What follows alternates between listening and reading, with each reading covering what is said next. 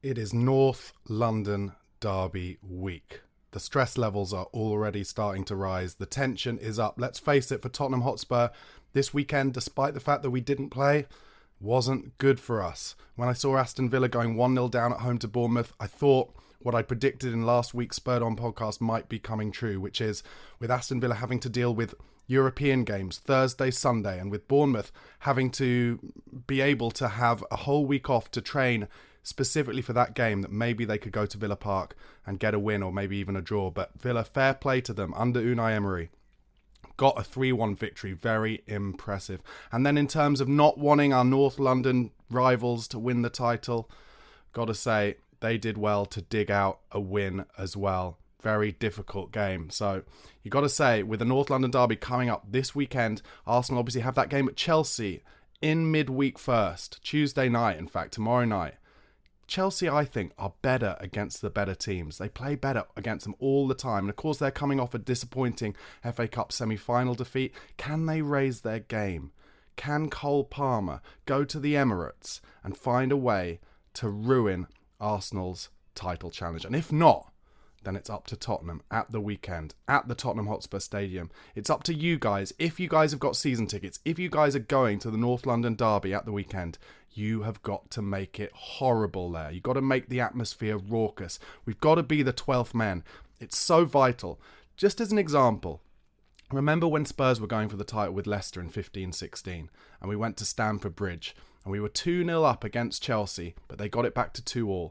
Chelsea, that was one of the happiest moments I've ever seen amongst the Chelsea fan base, just stopping us from potentially winning the title. We have got to be like those Chelsea fans. I hate to say it. I don't want to be that aggro kind of fan where I care as much about my rivals and what they don't do as I do about what we can do, but you've just got to do it this week. You've got to make it as raucous and as horrible in that stadium as possible. Cheer everything that we do and boo everything that they do. I'm not usually a huge fan of booing opposition players. I think it sometimes spurs them on. But if it's 62,000 people just making every decision they make, like, boo it. Make them doubt whether they've got the bravery to do what they want to do.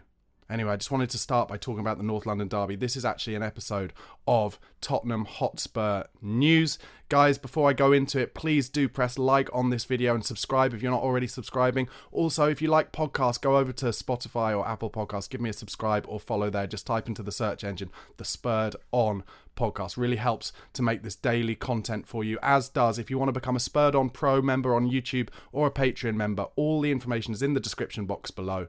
Just £1 a month really helps me to make this daily content for you. So let's get on to the news. Obviously, you will have all heard the really terrible kind of shock and sudden news about Destiny Udogie being out injured for the rest of the season. It came up at the weekend. We hadn't heard anything about it, and actually Destiny posted first about it on his Instagram feed. Looked like he was getting an operation, and then Fabrizio Romano gave us a little bit more information. He's going to miss the Euros, which is gutting for him and bad news for Italy. He's really shown himself to be, I think, their most talented fullback for the national team, as well as obviously a huge cog in the wheel that is Ange Ball this season. So we're going to miss him. Italy are going to miss him. He's expected to be out for 3 months and will rejoin Tottenham for pre-season training. So if I'm going to look for a positive with it, you'd say, okay, he's played pretty much every game this season. Maybe even you'd say before he came this season, did we expect him to play every week? No, he's outshone, I think, all of the expectations that we had, probably that Ange had. He's an absolute key player for us, and maybe a little rest will do him good. But that's just kind of clutching at straws for a positive, I think. It's gutting that we're going to miss him. And obviously, like I said, with the North London derby coming up. Now, what does that mean for us in terms of options? Well, you know, you'd think, obviously, as has happened all season, Ben Davies would come in to play as the left back instead of him.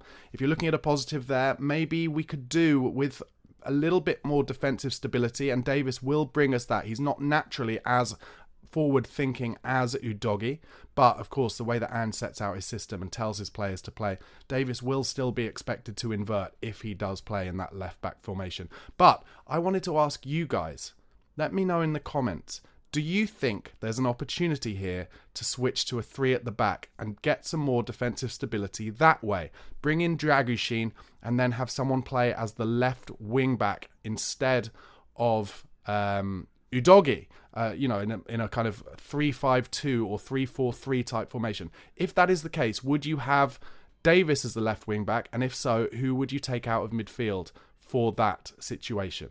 Let me know in the comments what you think, what you want to happen for that North London derby. My instinct is I don't think Ange Postecoglou will change it, and I think Davis will come straight in. But if you think something different should happen, let me know in the comments and we can all debate it in there. Next bit of news. Respected journalist Paul O'Keefe, if you don't follow him on Twitter, make sure you do. He's very good. He says that Spurs are hopeful that Pedro Porro will be fit to play in this weekend's North London derby. That is despite the fact that he came off against Newcastle early with what seemed to me to be a hamstring strain. I personally am not one who wants to take any risks with hamstrings, as we've seen with Mickey van der Ven this year. They are very dangerous injuries to try and play through.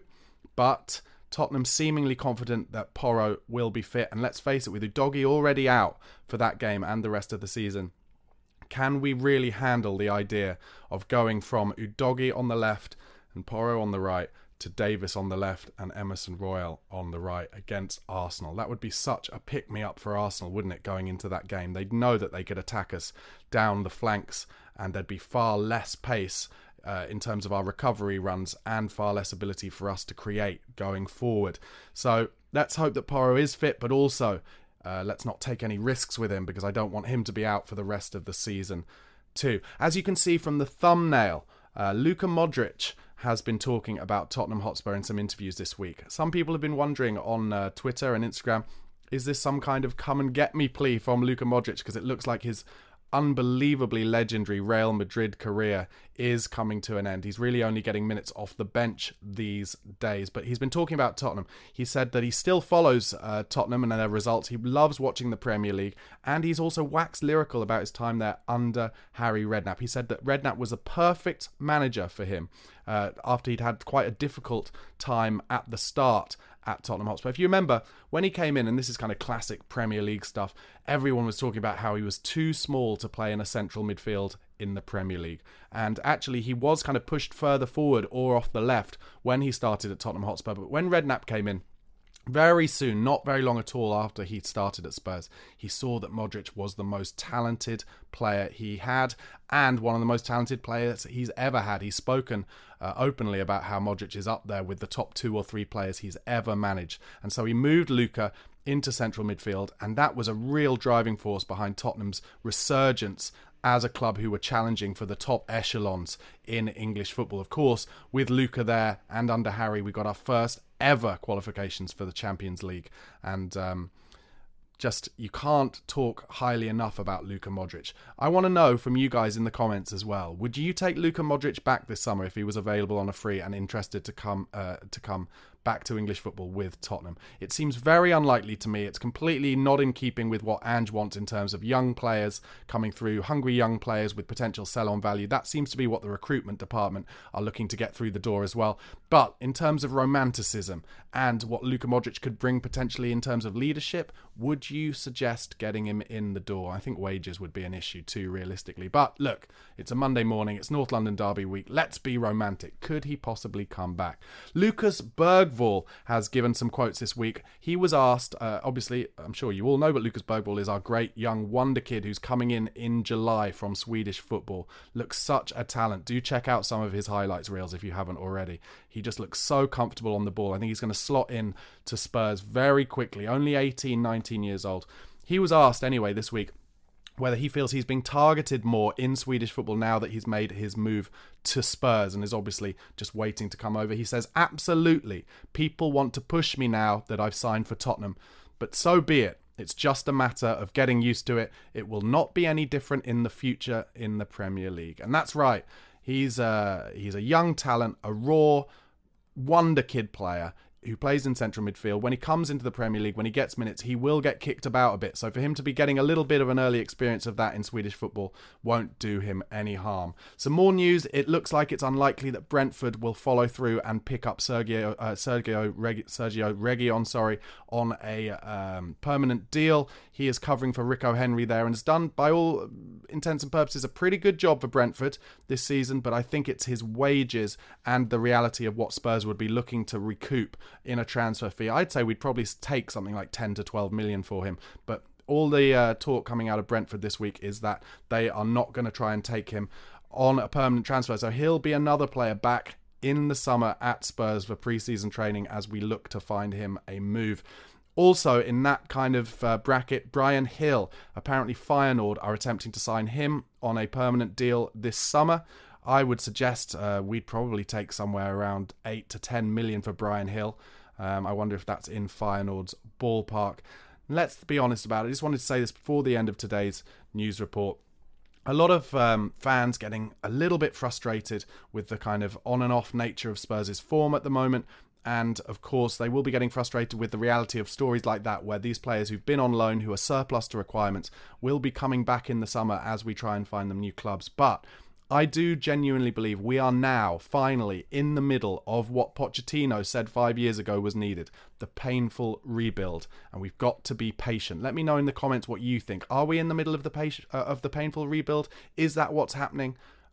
Let me know how you feel about it, how patient we're going to need to be. I personally think what we need to be aiming to do is improve next season, push on into the Champions League places if we don't manage that this season, although it will be hard because there's no way Man United will be as bad next season, no way Chelsea will be as bad next season, or Newcastle, so it'll be difficult. But we've got to keep improving, and then I think the following season, which I think is likely to be when there is finally no Guardiola, no Klopp, and maybe even potentially no Manchester City if the penalties that they deserve to get for the breaking of financial fair play come to fruition, then maybe the season after next is where Big Ange's painful rebuild will be over. He'll have the squad he wants, and we can really push for the title. Let me know what you think about that. Please do press like and subscribe if you're not already. As I said earlier, go over to the podcast platforms, give me a follow or subscribe there.